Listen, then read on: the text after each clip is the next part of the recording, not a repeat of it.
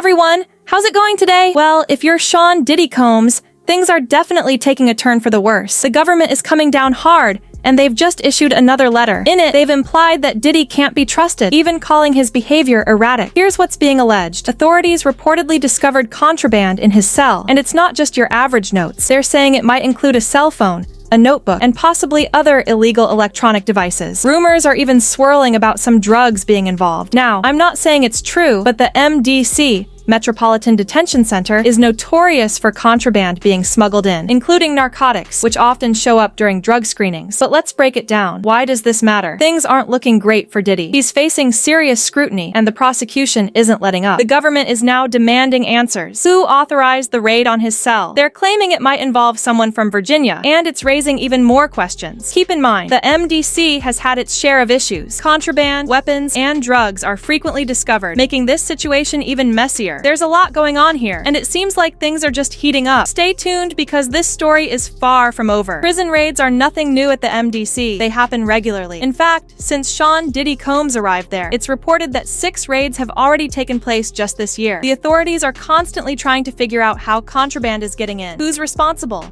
and whether the guards might be involved. It's an ongoing effort to clean up the system. Now, Diddy is claiming that this latest raid never should have happened, and is accusing the authorities of targeting him specifically because he's there. However, the prosecution seems to be pushing back, essentially asking Diddy, have you lost your mind? What isn't clicking? They're adamant that this situation calls for more scrutiny, even telling guards to check themselves for any misconduct. But here's the kicker. There's a new letter in play, and things aren't looking good for Diddy. Let me quickly go through the latest details from the letter, and then we'll dive into what this all moving forward. Things aren't looking good for Diddy. Let's break it down. The letter from the government states, Dear Judge, the government respectfully submits the attached declarations in response to the January 3rd order, and in further support of its opposition to the defendant's motion for a hearing and other relief. The government has signed an affidavit stating, no, we did not plan the MDC raid. No, we did not leak this to the media. No, we did not act improperly. At the request of the Bureau of Prisons, BOP, the government is filing a declaration attached as Exhibit B under seal. This is because the declaration contains sensitive law enforcement techniques and reveals the identity of an employee involved in the ongoing BOP-led investigation. Finally, with respect to Exhibit A, the prosecution team's declaration, the government has provided the information requested by the court, but emphasizes that it does not waive any privileges, including law enforcement or deliberative process privileges. Now, why is this so significant? Let's get into it. The prosecution came prepared. They clocked in and laid everything out. While Diddy and his team thought they had the upper hand, the government has shot down several of their claims and brought new evidence to the table, leaving Diddy's defense scrambling. Here's what we know. The government is alleging that Diddy was involved in witness intimidation and used coded language to do so. He reportedly engaged in unauthorized communication methods, which could include illicit devices. His attempts to discredit a key witness, referred to as Witness 1, are now under intense scrutiny. The government's coordination in handling this situation, particularly regarding the MDC raid, shows they're methodically building their case. Now, let's address the witness intimidation claims because this is a huge deal. Diddy's team seems to be in damage control mode, either because they genuinely underestimated the government's evidence or they're trying to reassure him. Stay tuned because this case is far from over and the stakes just got a whole lot higher. The government isn't showing any fear of exposure, contrary to what Diddy's team might have assumed. In fact, they've made it clear they understand Diddy's tactics, his constant push to gain more and more information in an effort to discredit the government's case. But here's the kicker. Diddy seems deeply worried about what was uncovered during the raid. He may not even fully remember what was written or stored in his cell, and that uncertainty is likely fueling his concern. The government, however, is being extremely cautious. They're ensuring they don't reveal too much about their methods, surveillance techniques, or investigative processes. Doing so could compromise their ongoing or future investigations into Diddy and his co-defendants. Here's why this is critical. If Diddy's legal team were to gain insight into how his communications were monitored, they could potentially exploit those gaps in future cases. This isn't just about protecting the current investigation. It's about safeguarding the integrity of future prosecutions. The stakes are high, and both sides are playing a calculated game. But for now, it's clear the government is determined to stay one step ahead. If this case sets a precedent for courts to require disclosure of sensitive materials related to covert investigations, it could severely undermine law enforcement's ability to keep critical tactics confidential in future cases. The government's reference to the deliberative process privilege in their letter highlights this concern. This privilege allows them to protect internal discussions that shaped their strategies in prosecuting Diddy. Meanwhile, Diddy's legal team has been loudly demanding access to this information,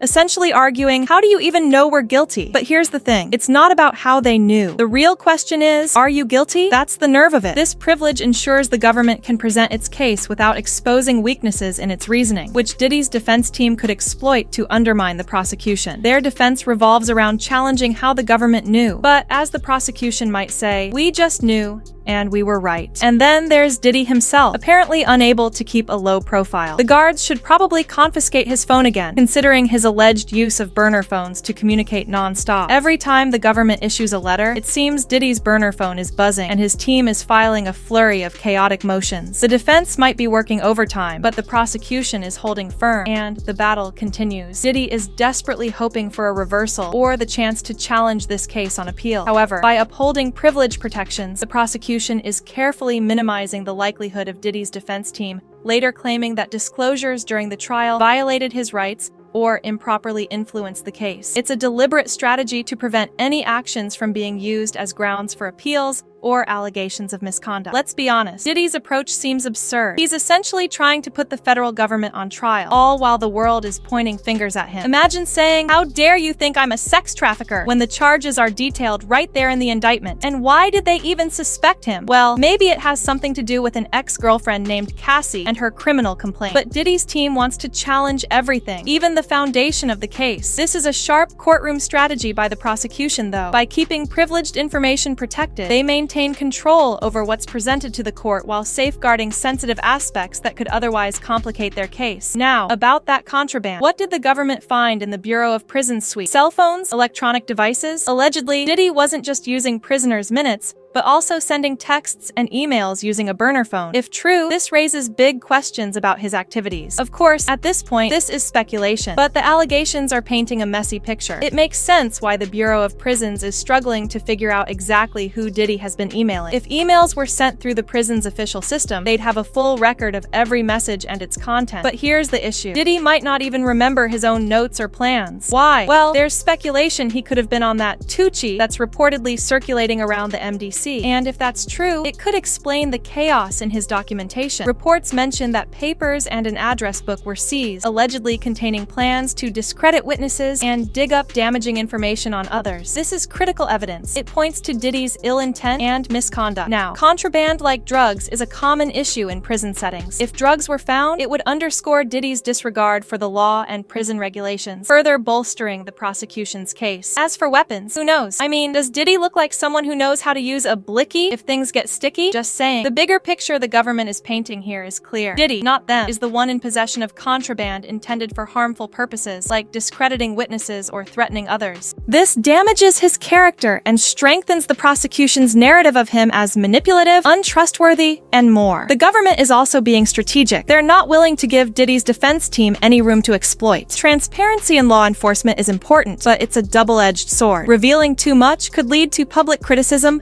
or accusations of misconduct, and Diddy's team seems ready to spin any detail into a defense strategy. There are also real security risks at play. Law enforcement personnel and witnesses involved in the case could be put in danger if too much information is exposed. The government's actions here are a clear indication that they have a strong case, and Diddy's attempts to discredit them only reinforce their determination to shut it down. Ultimately, the significance of these privileges can't be overstated. Diddy's alleged misconduct and this back and forth with his defense team show the prosecution's resolve. They're essentially saying, "Oh, hell no. We're not the ones on trial. Diddy is." Let me know your thoughts in the comments below, whether you agree, disagree, or have your own take on the situation. I want to hear your perspective. Do you think Diddy's defense strategy has any chance, or is the government's case just too solid? Share your insights, theories, or any questions you might have. I'll be reading and replying, so let's keep the conversation going. Thanks for tuning in, and I'll catch you in the next one. Bye for now.